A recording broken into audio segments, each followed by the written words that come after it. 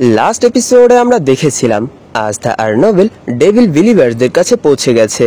আর যখনই তারা আস্থাকে দেখে তখনই তারা আস্থার সামনে তাদের মাথা ঝোঁকায়, আর এরই সাথে তারা তাকে মাস্টার আস্থা বলে ডাকতে শুরু করে। তখন আস্থা ডেভিল বিলিভার্সদের সাথেই যাওয়ার কথা বলে যাতে করে তারা ন্যারোকে ছেড়ে দেয়, কিন্তু তারা তাদের তিনজনকেই ক্যাপচার করে ফেলে আর এরই সাথে স্পেড কিংডমের উদ্দেশ্যে রওনা হয়ে যায়। কিন্তু তখনই সেখানে ক্যাপ্টেন ইয়ামি আর মেঘমা চলে আসে। এই এপিসোডের শুরুতে আমরা একটা ফ্ল্যাশব্যাক দেখতে পাই যেখানে দাজু আর ডক্টর একসাথে তাদের টাইম স্পেন্ড করছিল, আর ধীরে ধীরে তাদের কাছে একে অপরকেই অনেক ভালো লাগতে শুরু করে, আর এরই সাথে তারা একে অপরকেই ভালোবেসে ফেলে আর তাদের একে অপরের প্রতি অ্যাট্রাকশন অনেক বেশি বেড়ে যায়।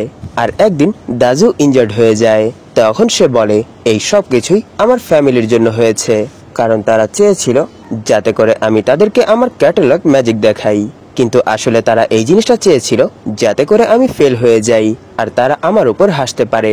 আমার হাজবেন্ড সব সময় আমাকে এই জিনিসটা শো করে যে সে আমার অনেক বেশি কেয়ার করে, কিন্তু সত্যটা আমি জানি যে সে আমার কখনোই পরোয়া করে না। তখন সেখানে দাজু আর ডক্টর একে অপরকে জড়িয়ে ধরে কিছুক্ষণ বসে থাকে, আর এরই সাথে দাজু ভাবছিল আমি সবসময় এটা ভাবতাম যে আমি এই ওয়ার্ল্ডের মধ্যে একা, কিন্তু এখন আমি এই জিনিসটা জানি যে আমি এই ওয়ার্ল্ডে একমাত্র এরকম কোনো পার্সন না যার কাছে অনেক কম ম্যাজিক পাওয়ার আছে। এর মানে আমাদের মতো পার্সনও এই ওয়ার্ল্ডে এক্সিস্ট করে। আর প্রেজেন্টে আস্থা জিজ্ঞেস করে তাহলে কি আপনি আমাদের ব্যাকআপ?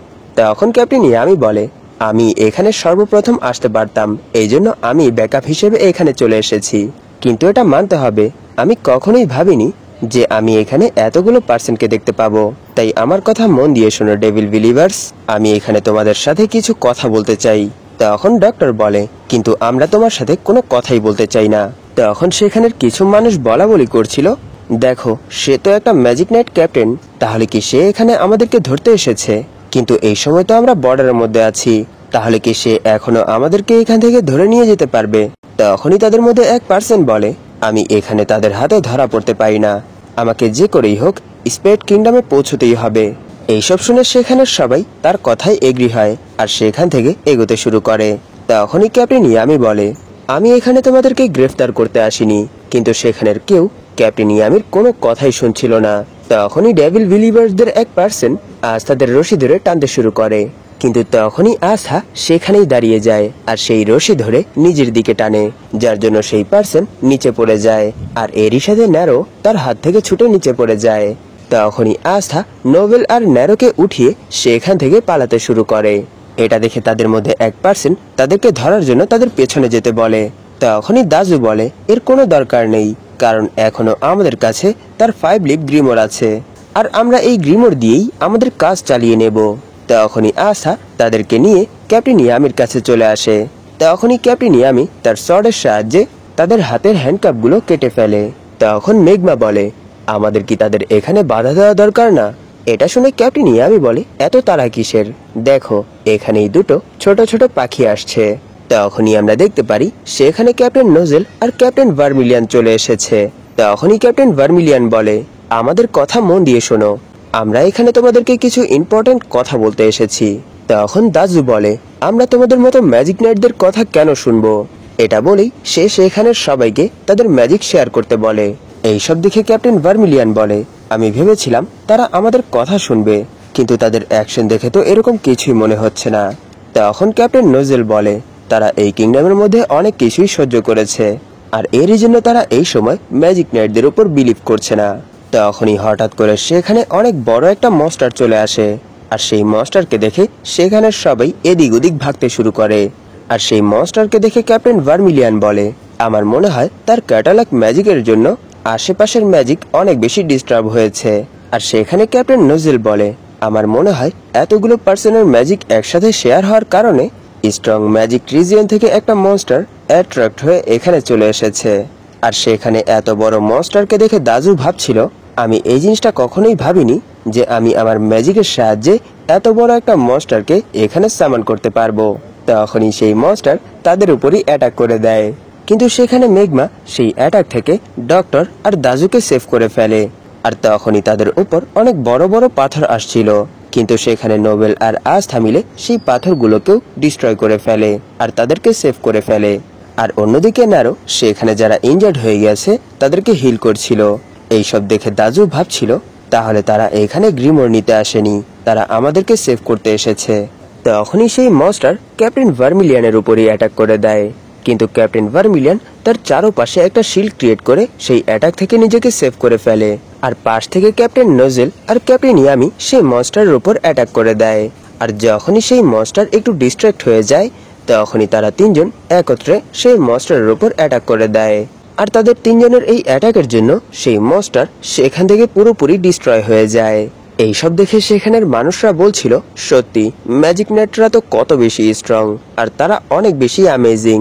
আর সেখানে দাজু বলে আমার এই জিনিসটা বিশ্বাসই হচ্ছে না যে আমরা আমাদের সবার ম্যাজিক মেলানোর পরও তাদের কিছুই করতে পারিনি। তখনই পাশ থেকে তাদের আরো এক মেম্বার বলে এখন সবকিছুই শেষ হয়ে গেছে, কারণ তারা অনেক বেশি স্ট্রং আর আমরা তাদের কিছুই করতে পারবো না। তাহলে এখন আমাদেরকে তারা কেমন পানিশমেন্ট দেবে? এরকম সিচুয়েশন দেখে সেখানে দাজু কিছু করার ট্রাই করে।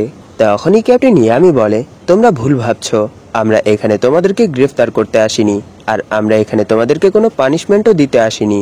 আমরা তো এখানে তোমাদের সাথে কিছু কথা বলতে এসেছি। তখনই সেখানে কো তার স্পেশাল ম্যাজিকের সাহায্যে সেখানে ক্যাপ্টেন উইলিয়াম আর দামনাটিওকে নিয়ে আসে। আর সেখানে ক্যাপ্টেন উইলিয়ামকে দেখে সেখানে যতগুলো পার্সন ছিল তারা সবাই অনেক বেশি খুশি হয়ে যায় আর ওনাকে হিরো হিরো বলে প্রেস করতে শুরু করে। তখন ক্যাপ্টেন ইয়ামি বলে তাহলে অবশেষে এখানে হিরো চলেই এসেছে, এর জন্য তোমাকে ধন্যবাদ যে তুমি তোমার এত বিজি শিডিউল ছেড়ে এখানে এসেছো। তখন ক্যাপ্টেন উইলিয়াম বলে আমি এই কিংডমের জন্য যে কোনো কিছুই করতে পারি, আর এমনিতেও আমি যেই ভুল করেছি সেই ভুলের প্রায়শ্চিত্ত তো আমাকে করতেই হবে। তখন ক্যাপ্টেন ইয়ামি বলে তোমার কি এই পার্সনকে এখানে নিয়ে আসার কোনো দরকার ছিল? আর সেখানে ক্যাপ্টেন উইলিয়াম ন্যারোকে ঠিকঠাক দেখে বলে ন্যারো তুমি এই কিংডমের জন্য অনেক ইম্পর্টেন্ট একটা পার্সন, এটা দেখে ভালো লাগলো যে তুমি এখনো ঠিক আছো। তখনই ক্যাপ্টেন উইলিয়াম ডেভিল বিলিভার্সদের কাছে চলে যায় আর বলে আমরা এখানে তোমাদেরকে গ্রেফতার করতে আসিনি, আর আমার মনে হয় তোমরা এখান থেকে স্পেড কিংডমের দিকে যাচ্ছ। তোমরা এখনো এই বর্ডার ক্রস করনি, এর মানে তোমরা এখনো কোনো ভুল করনি। কিন্তু আমার মনে হয় আমরা যদি এখন তোমাদেরকে তোমাদের বাড়ি ফিরে যেতে বলি তাহলে তোমরা আমাদের কথা শুনবে না, কারণ আমার মনে হয় তোমরা এখনো এই জিনিসটা ফিল করতে পারোনি। তাই আমি আশা করছি তোমরা এখান থেকে তোমাদের বাড়ি ফিরে যাবে, আর আমাদের উপর একটু ভরসা রাখো আর আমাদেরকে একটু সময় দাও যাতে করে আমরা সব প্রবলেম সলভ করতে পারি। এইসব শুনে সেখানের মানুষরা বলছিল আমরা ম্যাজিক নাইটদের উপর বিলিভ করতে পারবো না, তারা সবাই নোবেল আর রয়্যালস, তাই তারা আমাদের ফিলিংস সম্পর্কে কিছুই বুঝবে না। তখনই সেখানে ক্যাপ্টেন ইয়ামি চলে আসে আর বলে হ্যাঁ তোমরা ঠিক বলেছ, ম্যাজিক নাইটের মধ্যে কিছু রয়্যাল আর নোবেলস আছে, কিন্তু আমরা সবাই এক না। তুমি আমাদের ব্ল্যাক বুলসের মেম্বারদেরকেই দেখতে পারো, আমার স্কোয়াডের মধ্যে এরকম একটা মেম্বার আছে যে ক্রিমিনাল ছিল, আর কিছু মেম্বারদেরকে তো তাদের ঘর থেকেই বের করে দেওয়া হয়েছে, আর একজন এরকম আছে যাকে রয়্যাল ফ্যামিলি অ্যাকসেপ্ট করেনি, আর একজন এরকম আছে যে সব সময় একা ছিল, আর এরই সাথে আমার স্কোয়াডের মধ্যে কিছু কমনারও আছে। আর তোমরা আমাকেই দেখতে পারো, আমি একটা ফরেনার, আর আমি যখন প্রথমবার এই কিংডমে এসেছিলাম তখন তো আমি এই কিংডমের ভাষাও ঠিক করে বলতে পারতাম না, সেই সময় আমাকে কেউ অ্যাকসেপ্ট করেনি। তাই আমি এটা বুঝতে পারছি যে তোমরা এতদিন কি ফিল করেছো। তখন ক্যাপ্টেন উইলিয়াম বলে তোমরা এই রাস্তা এই জন্য চুজ করেছো কারণ তোমরা এত বছর অনেক বেশি ডিসক্রিমিনেশন ফেস করেছো। আর সেখানে ক্যাপ্টেন নোজেল বলে আমরা আপনাদের কাছে ক্ষমা চাচ্ছি। তখনই ক্যাপ্টেন ভার্মিলিয়ান বলে আমি আমার ঘরের কসম খেয়ে বলছি যে আমি সেই সব কিছুই করব যাতে করে এই ডিসক্রিমিনেশন শেষ হয়ে যায়। তাই প্লিজ আপনারা আপনাদের বাড়িতে আবার ফিরে যান, আর সেই দিনের অপেক্ষা করুন যেই দিন আমরা আমাদের ওয়াদা পূরণ করব। আর এটা দেখো যে আমরা এই কিংডমের অন্ধকারকে আশার আলো দিয়ে ভরে ফেলবো।